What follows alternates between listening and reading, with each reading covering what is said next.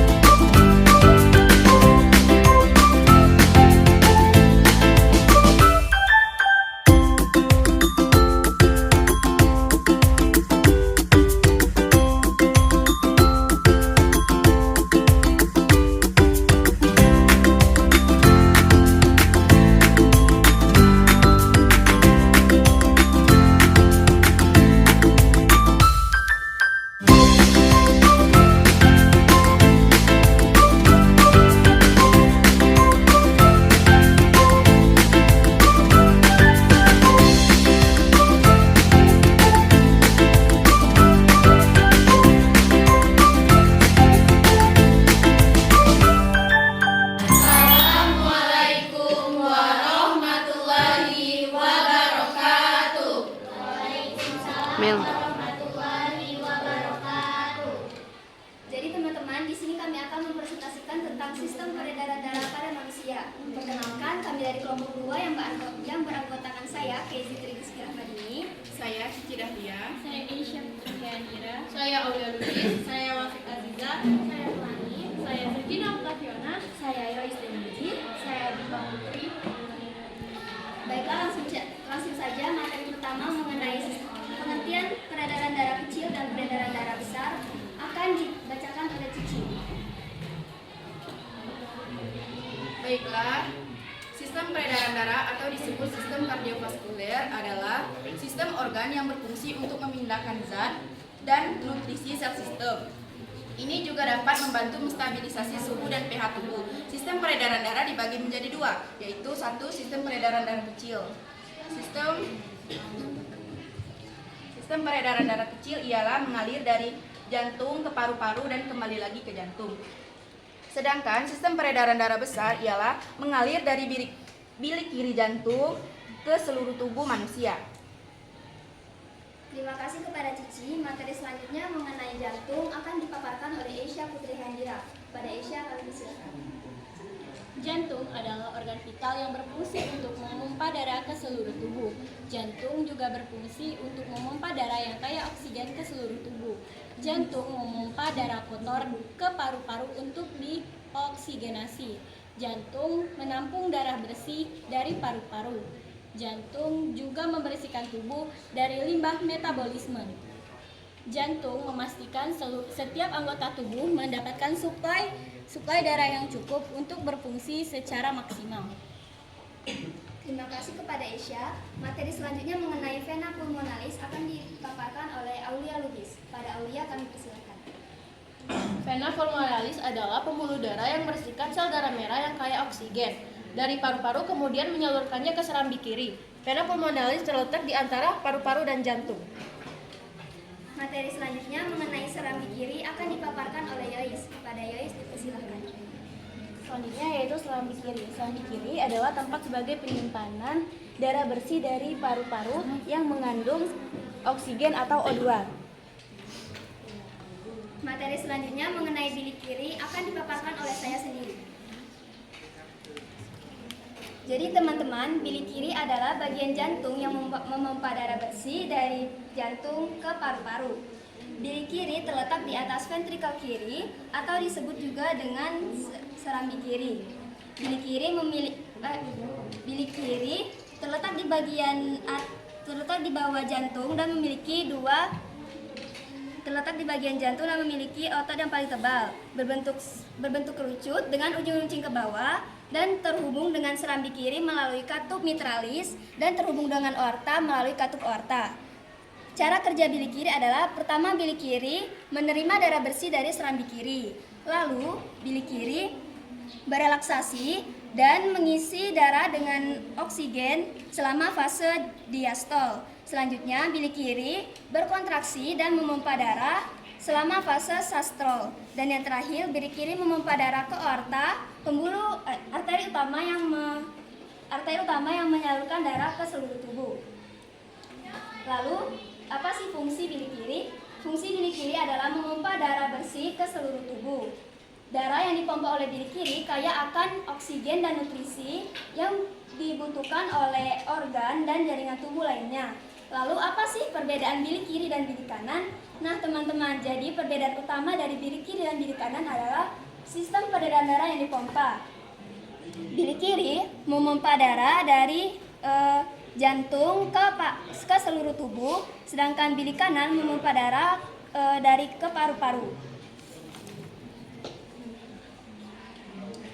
Materi selanjutnya mengenai vena akan dipaparkan oleh Cici. Vena adalah pembuluh darah yang berfungsi untuk membawa darah dari tubuh ke jantung.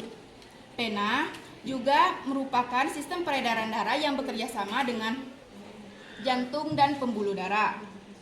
Vena juga berperan dalam membawa darah kaya oksigen dari paru-paru ke jantung. Fungsi vena adalah menyimpan darah dan mengatur suhu tubuh pada manusia. Materi selanjutnya mengenai arteri akan akan dipaparkan oleh Aulia Lubis. Arteri adalah pembuluh darah yang berfungsi membawa darah kaya oksigen dari jantung ke seluruh tubuh. Arteri memiliki ciri-ciri yakni memiliki lapisan yang kuat, dapat berkontraksi dan melebar, memiliki dinding otot yang kuat, tebal dan elastis, permukaannya tersembunyi tapi denyutnya terasa. Materi selanjutnya mengenai serambi kanan akan dipaparkan oleh Joyce. Selanjutnya yaitu serambi kanan. Serambi kanan berfungsi sebagai tempat penerimaan darah kotor dari pena yang menghasilkan karbon dioksida. Materi selanjutnya mengenai bilik kanan akan dipaparkan oleh Nipa. Bilik kanan adalah bagian jantung yang berfungsi memompa darah kotor ke paru-paru. Materi selanjutnya mengenai arteri pulmonalis akan dipaparkan oleh saya.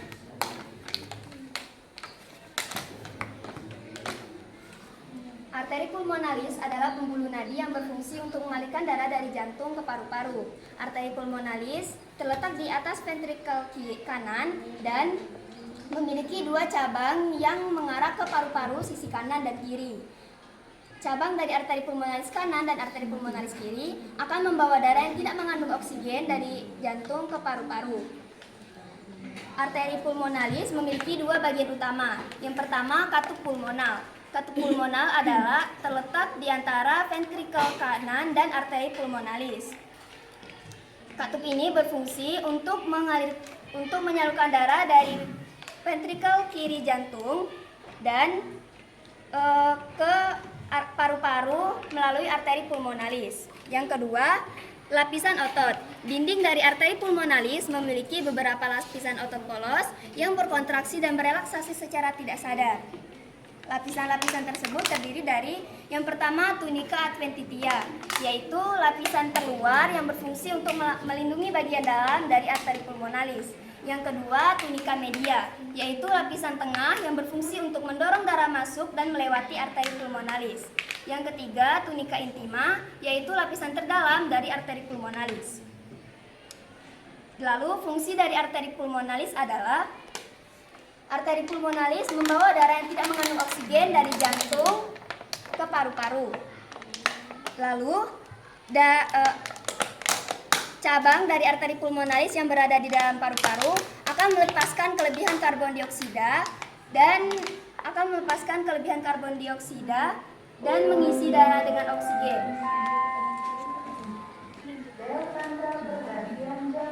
Materi terakhir mengenai paru-paru akan dipaparkan oleh Nipa. Paru-paru adalah organ vital yang berfungsi bernapas dan menukar oksigen dengan karbon dioksida, serta menjaga keseimbangan oksigen karbon dioksida di dalam tubuh.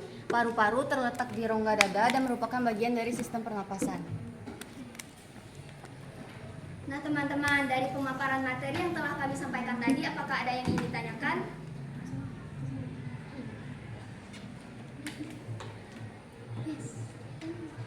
Yuk, silakan melakukan aktifnya dalam kelompok ini. Ada yang perlu ditanyakan, silakan ditanyakan. Assalamualaikum warahmatullahi wabarakatuh. Waalaikumsalam warahmatullahi wabarakatuh. Perkenalkan, saya Kades Engel dari kelompok 4 ingin bertanya. Jadi, seberapa penting sih peran bilik kiri ini terhadap sistem peredaran darah pada manusia? Terima kasih.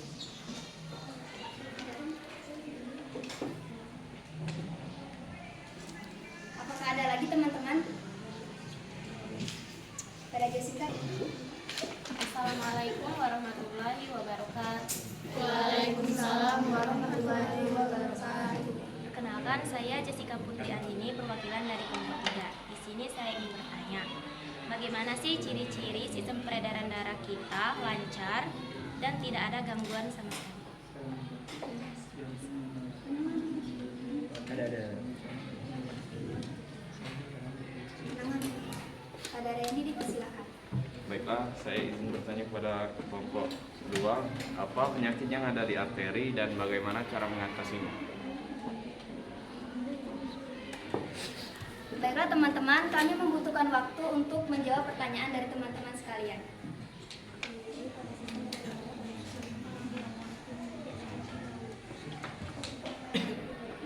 Baiklah,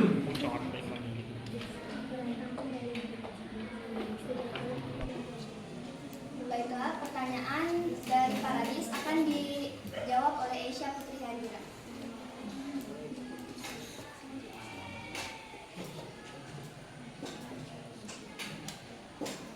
Baiklah, saya akan menjawab pertanyaan dari Paradis. Seberapa penting peran bilik kiri pada sistem peredaran darah pada manusia?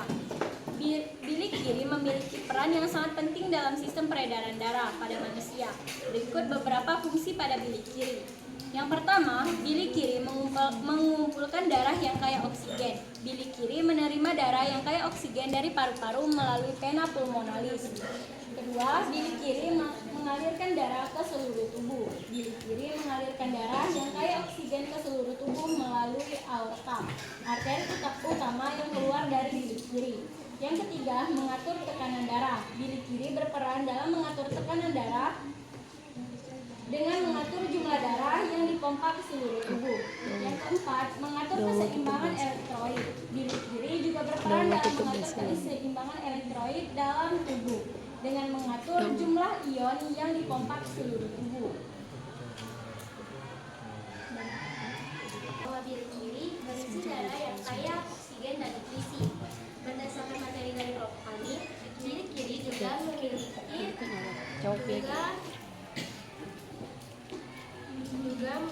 bilik kiri juga memiliki darah yang mengalir pada paru-paru yang kaya oksigen dan nutrisi. Apakah darah yang kaya oksigen dan nutrisi itu hanya terdapat pada bilik kiri saja atau pada keduanya? Apakah darah yang kaya oksigen dan nutrisi itu Hanya terdapat pada bilik kiri saja atau pada keduanya? Atau pada bilik kiri atau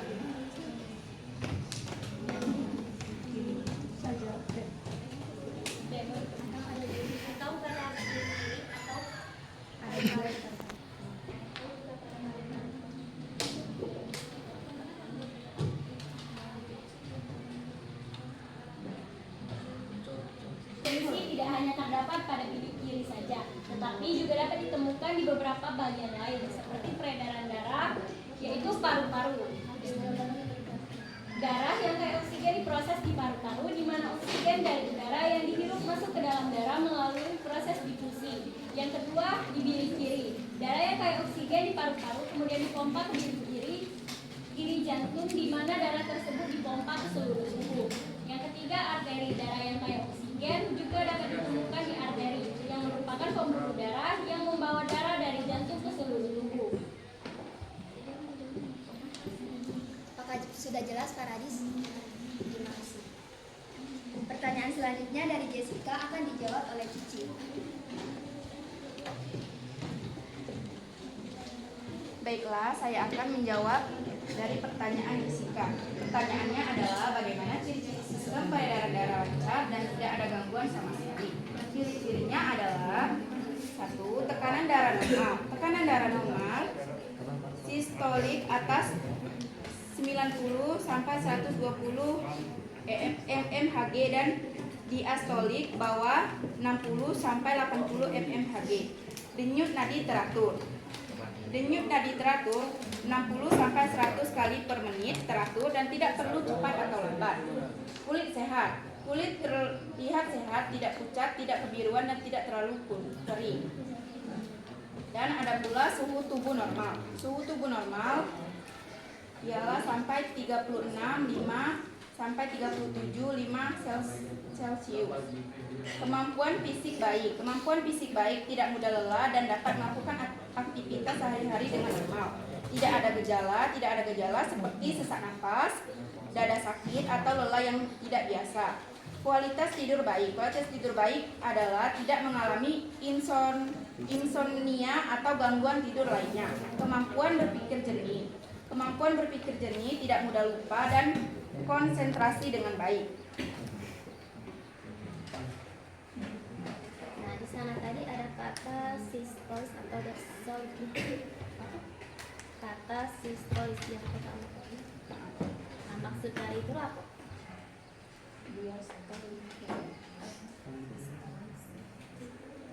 Sistol, sistol.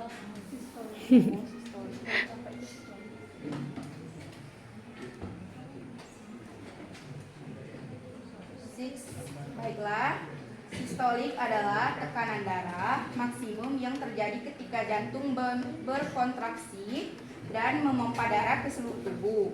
Tekanan darah sistolik biasanya diukur dalam satuan milimeter merkuri mmHg dan nilai normalnya adalah sekitar 90 sampai 120 mmHg.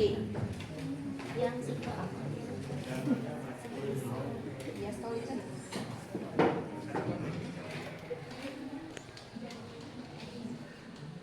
Baiklah, diastolik adalah tekanan darah minimum yang terjadi ketika jantung berelaksasi dan tidak memompa darah. Tekanan darah diastolik biasanya diukur dalam satuan milimeter merkuri mmHg dan nilai normalnya adalah sekitar 60 sampai 80 mmHg. Pada Jessica, apakah sudah jelas?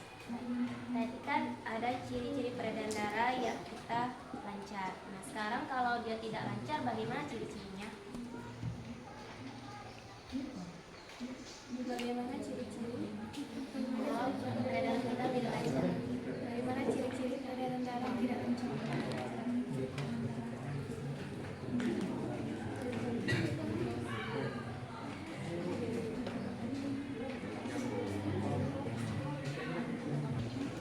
Satu, tekanan darah tinggi. Tekanan darah tinggi di atas 140 atau 90 mmHg dapat menyebabkan kerusakan pada pembuluh darah dan organ vital. Tekanan darah rendah di bawah 90 atau 60 mmHg dapat menyebabkan pusing, lelah, dan kesulitan berpikir jernih. Dan ada juga denyut nadi tidak teratur. Denyut nadi tidak teratur dapat menyebabkan kerusakan pada jantung dan pembuluh darah. Dan ada juga sesak napas. Sesak napas dapat menyebabkan kerusakan pada paru-paru dan jantung. Dan ada juga kaki dan tangan dingin. Kaki dan tangan dingin dapat menyebabkan kerusakan pada pembuluh darah dan organ-organ vital. Dan ada juga pusing dan lelah. Pusing dan lelah dapat menyebabkan kerusakan pada otak, pada jantung dan pembuluh darah.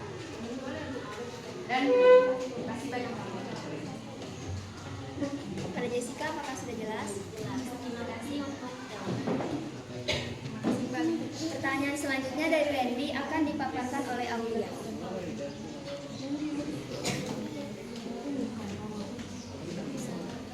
Tambahan ya. Jadi agar peredaran darah ini lancar ya, itu rutin minum air hangat dan konsumsi vitamin, terkhususnya vitamin E ya dan vitamin D. Baiklah, saya akan menjawab pertanyaan dari Randy. Apa penyakit di arteri dan cara mengatasinya? Berikut adalah beberapa penyakit yang terkait dengan arteri dan cara mengatasinya. Penyakit arteri, 1. Aterosklerosis. Penyakit ini terjadi ketika plak lemak menumpuk di dinding arteri, menyebabkan penyempitan dan pengerasan arteri. 2. Arteriosklerosis. Penyakit ini terjadi ketika dinding arteri mengeras dan menjadi kaku, menyebabkan tekanan darah tinggi. 3. Trombosis. Penyakit ini terjadi ketika darah menggumpal di dalam arteri, menyebabkan sumbatan aliran darah. 4. Embolisme. Penyakit ini terjadi ketika gumpalan darah atau benda asing lainnya terlempar ke dalam arteri dan menyebabkan sumbatan aliran darah. Cara mengatasi penyakit arteri: 1. Perubahan gaya hidup, menghentikan merokok, berolahraga secara teratur, dan mengonsumsi makanan sehat. 2. Pengobatan medis. Pengobatan medis seperti statin, beta blocker, dan antiplatelet dapat membantu mengurangi resiko penyakit arteri. 3. Prosedur medis. Prosedur medis seperti angioplasti dan stenting. 4. Pembedahan. Pembedahan dapat dilakukan untuk menggantikan arteri yang rusak atau penyumbatan arteri yang tersumbat. Pada Randy, apakah ada lagi yang ditanyakan? Saya ingin bertanya, makanan apa yang bagus untuk menjaga kesehatan arteri?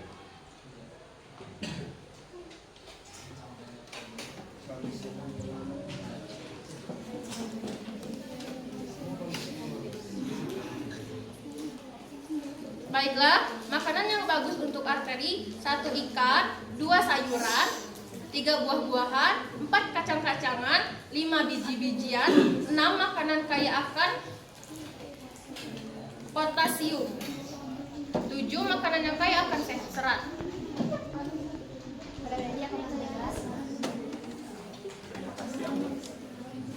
Untuk sayuran-sayurannya itu sayuran hijau ya. Sayuran yang hijau, biji-bijian, buah-buahan itu. Dan untuk makanan yang lainnya itu makanan laut. Iya. Kemudian ditambah suplemen yang lain. Makanya tadi sudah Ibu sebutkan untuk memperlancar ya peredaran darah itu harus ada suplai dari vitamin E dan vitamin D. Selain itu harus rutin minum air hangat. Penyempitan pada pembuluh darah itu ya bisa dipengaruhi secara alami karena kondisi suhu dingin atau kondisi tubuh yang sedang turun drastis. Paham? Ya silakan. Kalau tidak ada lagi, silakan beri kesimpulan dari hasil proyek kalian. Pada P1 dipersilakan. Sebelumnya, izin bertanya. Tadi kan ada penjelasan dari tentang darah yang kaya akan oksigen. Bagaimana cara mengetahui darah yang terdapat dalam tubuh kaya akan oksigen atau kurang oksigen? Dan apa yang dimaksud dengan darah yang kaya akan oksigen? Terima kasih. Apakah ada lagi teman-teman? P1 berikan kami waktu untuk menjawab.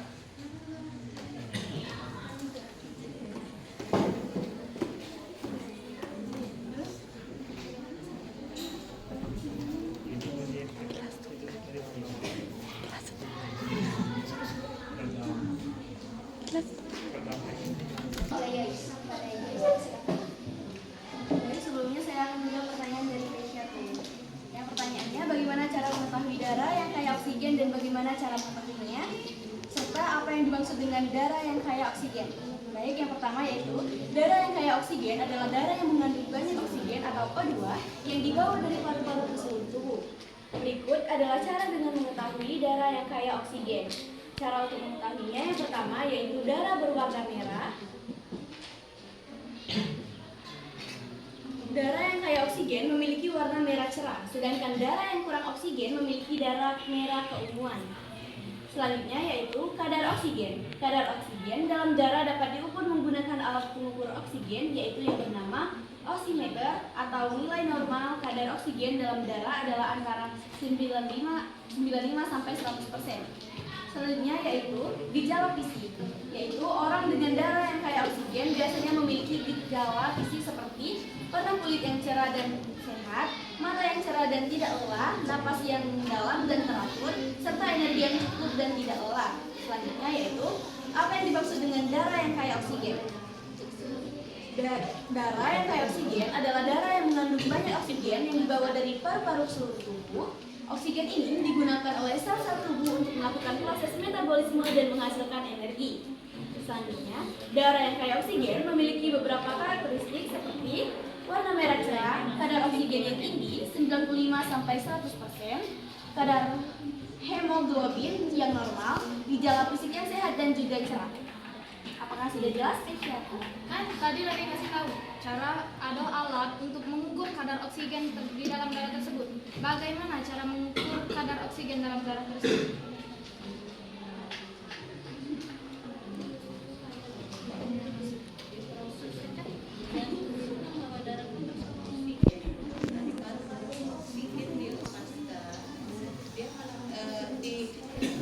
Paru-paru oksigen ditinggalkan dan paru-paru tadi melepaskan CO2. Nah, saat darah tadi kembali ke jantung, ya, darah tadi kaya akan Oke baik, selanjutnya yaitu mengukur kadar darah oksigen dalam tubuh dapat dilakukan dengan beberapa metode.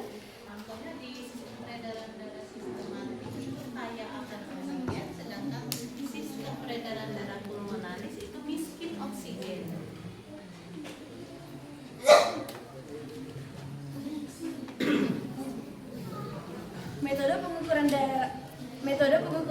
kadar oksigen bisa dilakukan dengan cara yang pertama yaitu pulse oximeter, yaitu alat ini menggunakan sensor yang ditempelkan pada jari atau telinga untuk mengukur kadar oksigen dalam darah. Selanjutnya yaitu yang kedua arterial blood gas atau ABG. Metode ini melibatkan pengambilan sampel darah dari arteri untuk diuji di laboratorium. ABG dapat memberikan hasil pengukuran kadar oksigen dalam darah dalam bentuk tekanan parsial oksigen atau VO2. Selanjutnya ada pengukur oksigen transkutaneus atau TCVO2. Metode ini menggunakan sensor yang ditempelkan pada kulit untuk mengukur kadar oksigen dalam darah. Cara menggunakan pulse oximeter: yang pertama, pastikan alat pulse oximeter dalam keadaan baik dan siap digunakan. Yang kedua, tempatkan sensor pulse oximeter pada jari atau telinga. Tunggu beberapa detik hingga alat memberikan hasil pengukuran. Selanjutnya yang terakhir adalah periksa hasil pengukuran kadar oksigen dalam darah yang biasanya ditampilkan dalam bentuk persentase. Kan tadi telah dijelaskan cara mengukur kadar, penjelasan apa yang dimaksud dengan darah yang akan kaya akan oksigen, dan bagaimana cara mengetahui darah yang dapat kaya akan oksigen atau kekurangan oksigen. Dari sini saya ingin bertanya, bagaimana cara menjaga kestabilan darah yang kaya akan oksigen, menjaga kestabilan oksigen yang terdapat dalam darah tersebut? Mohon maaf, apakah bisa diulang pertanyaannya? Bagaimana cara menjaga kestabilan oksigen yang terdapat dalam darah tersebut? Cara menjaga kestabilan atau cara menjaga?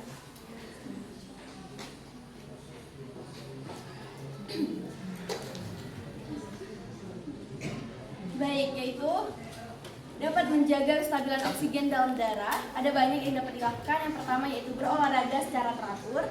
Berolahraga dapat membantu meningkatkan kapasitas paru-paru dan meningkatkan aliran darah ke seluruh tubuh. Yang kedua, mengonsumsi makanan yang seimbang, makanan yang kaya akan buah-buahan, sayuran, dan biji-bijian dapat membantu meningkatkan kadar oksigen dalam darah. Yang ketiga, menghindari polusi udara. Polusi udara dapat menurunkan kadar oksigen dalam darah. Menghindari polusi udara dengan menghindarkan daerah yang tercemar dapat membantu menjaga kestabilan oksigen dalam darah. Yang keempat, yaitu menghindari merokok. Merokok dapat menurunkan kadar oksigen dalam darah dan meningkatkan risiko penyakit kardiovaskuler. Selanjutnya yaitu ada juga makanan yang dapat meningkatkan kadar oksigen dalam darah, yaitu seperti buah-buahan. Buah-buahan itu seperti apel, pir, anggur yang kaya antioksidan yang dapat membantu meningkatkan kadar oksigen dalam darah. Selanjutnya yaitu sayur. Sayur seperti brokoli, kembang kol, dan juga wortel yang kaya akan antioksidan yang dapat membantu meningkatkan kadar oksigen dalam darah. Selanjutnya yaitu biji-bijian. Biji-bijian seperti biji labu, biji bunga matahari, dan biji-bijian kaya akan antioksidan yang dapat membantu meningkatkan kadar oksigen dalam darah. Selanjutnya yaitu ikan seperti ikan salmon, sarden, dan juga makarel kaya akan asam lemak omega 3 yang dapat membantu meningkatkan kadar oksigen dalam darah. Yang pertama tadi cara menjaga oksigen olahraga. Olahraga apa Pak yang dapat menjaga kadar oksigen dalam darah?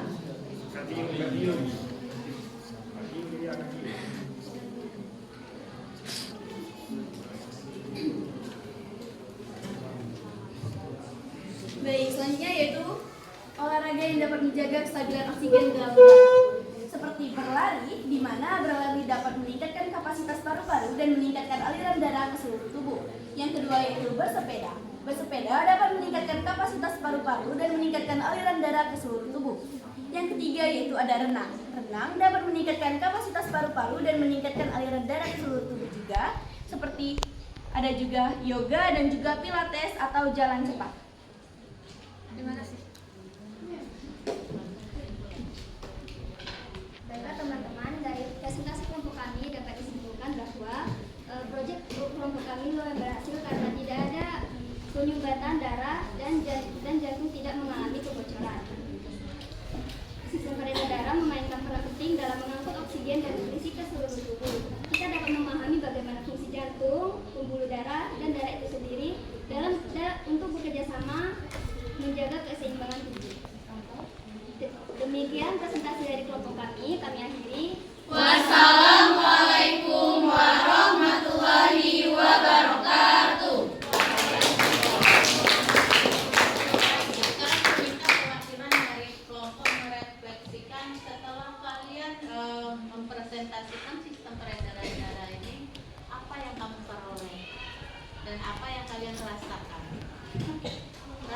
perwakilannya? Enggak, langsung saja siapa? Enggak, langsung saja. Ya, silakan siapa?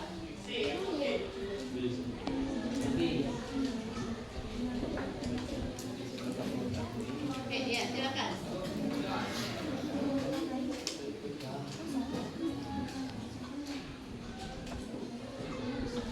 Apa yang hasil kamu dapat setelah mempresentasikan sistem peredaran darah ini?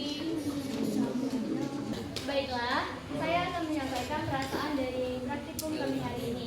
Perasaan kami ialah kami bisa menyalurkan darah dari jantung ke paru-paru dan dari paru-paru menuju lagi ke jantung. Dan kami bisa memompa darah kotor ke paru-paru dan kembali lagi darah bersih menuju ke paru-paru lagi.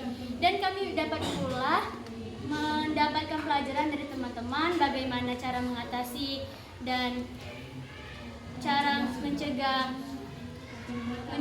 peredaran darah sumbat, bagaimana mengatasi darah yang tersumbat, makanan apa yang dapat menjadikan vitamin dari tubuh, olahraga yang dapat menganukan darah.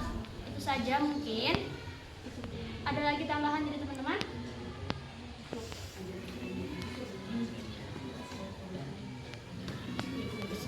Mungkin itu saja yang dapat kami rasakan.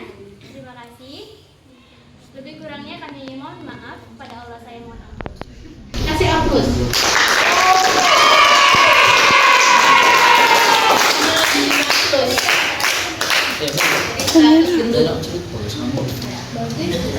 Proyeknya berhasil ya. Presentasinya lumayan, ada interaksi antara kelompok yang satu dengan kelompok yang lain. Terima kasih untuk hari ini.